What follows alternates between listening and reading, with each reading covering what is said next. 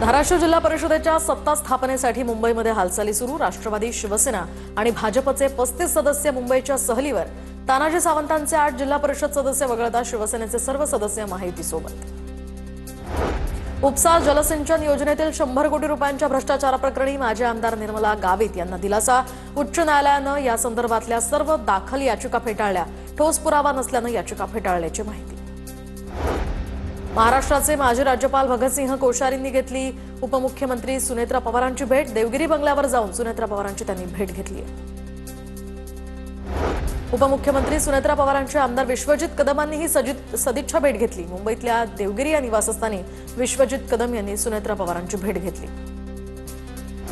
ठाण्यामध्ये बांगलादेशी नागरिकांविरोधात भाजप आक्रमक। ठाण्यातली भाजप नगरसेविका मृणाल पेंडसे यांच्याकडून मार्केटमध्ये पाहणी, तर बांगलादेश इथल्या नागरिकांनी या ठिकाणी फळ आणि भाजीपाला विकत असल्याच्या माहितीवरून पाहणी केल्याची मृणाल पेंडसेंची माहिती।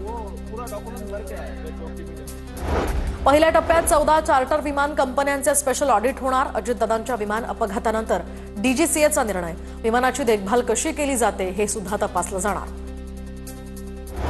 5000 कर्मचारी ठाणे शहरातील जनगणना करणार। मे महिन्यापासून या जनगणनेची मोहीम सुरू होणार, तर 2 टप्प्यात मोजणीची प्रक्रिया।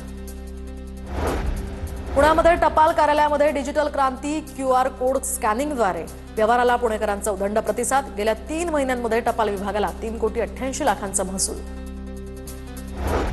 एसटीच्या सवलतीच्या प्रवासासाठी स्मार्ट कार्ड बंधनकारक असणार, तर एबिक्स टेक्नॉलॉजीज लिमिटेडचा एनएसडीएल पेमेंट बँकशी करार।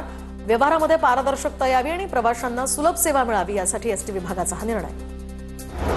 पुण्यातील नालेसफाई 30 एप्रिलपर्यंत पूर्ण करा। दिरंगाई खपवून घेतली जाणार नाही।